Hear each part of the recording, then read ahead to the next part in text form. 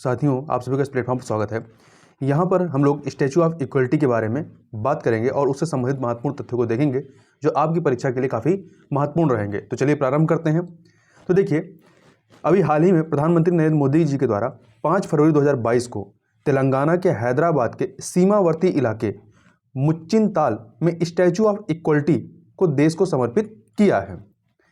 अब इससे संबंधित जो भी महत्वपूर्ण फैक्ट है उनको बात करें तो स्टैचू ऑफ इक्वलिटी जो है वह 11वीं सदी के महान समाज सुधारक एवं संत रामानुजाचार्य की विराजमान अवस्था में अर्थात बैठी अवस्था में 216 फुट ऊंची प्रतिमा। तो ध्यान रखिएगा इसके बारे में कि इसकी ऊंचाई कितनी है, 216 फुट ऊंची है और यह विराजमान अवस्था में है।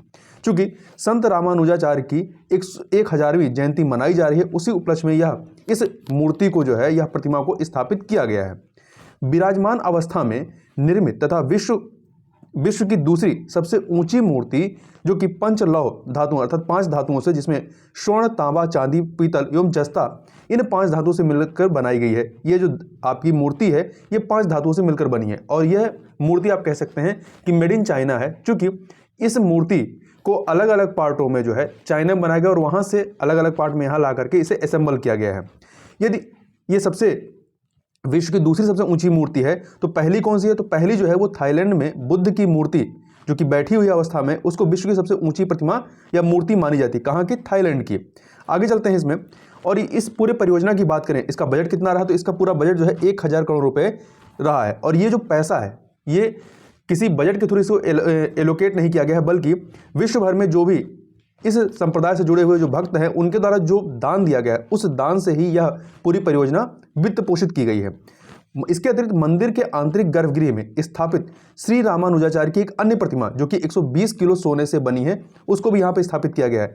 120 किलो से क्यों बनाई गई? क्योंकि रामानुजाचार्य जी जो है 120 वर्ष तक जीवित रहे थे, अतः इसी स्मृति में यह जो मूर्ति है जो गर्भगृह में बनाई गई वो 120 किलोग्राम सोने से निर्मित की गई है। आगे देखते हैं, श्री रामानुजाचार्य जी के बारे में बात करें तो वैष्णव संत रामानुजाचार्य का जन्म सन 1017 में तमिलनाडु के भूतपुरी पेरुम्बपुरम में हुआ था। वे विशिष्टाद्वैत वेदांत के प्रवर्तक थे तथा रामानुज या रामानुजाचार्य एक भारतीय दार्शनिक, धर्मशास्त्री, समाज सुधारक एवं वैष्णववाद परंपरा के सबसे महत्वपूर्ण प्रतिपादकों में से एक थे। रामानुजाचार्य ने समानता एवं सामाजिक न्याय की वकालत करते हुए पूरे भारत की यात्रा की।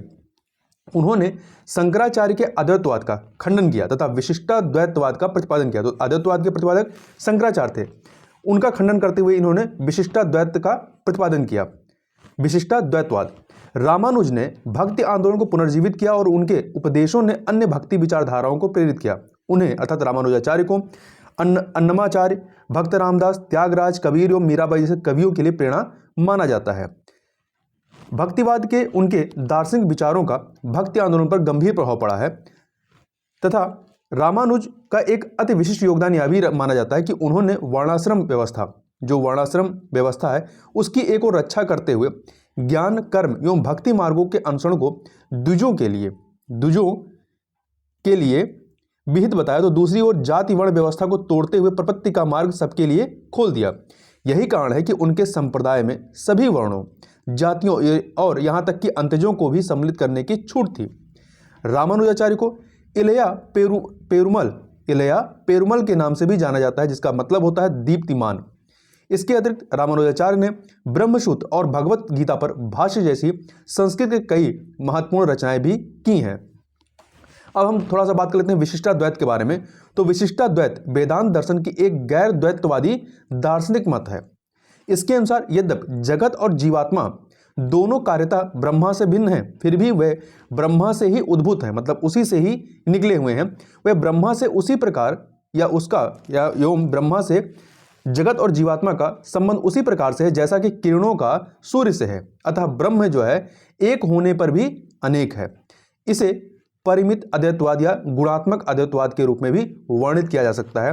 तो ये कुछ फैक्ट थे जिनके बारे में पता होना चाहिए। तो इस वीडियो में बस इतना ही, मिलते हैं नेक्स्ट वीडियो में, तब तक के लिए बहुत बहुत धन्यवाद।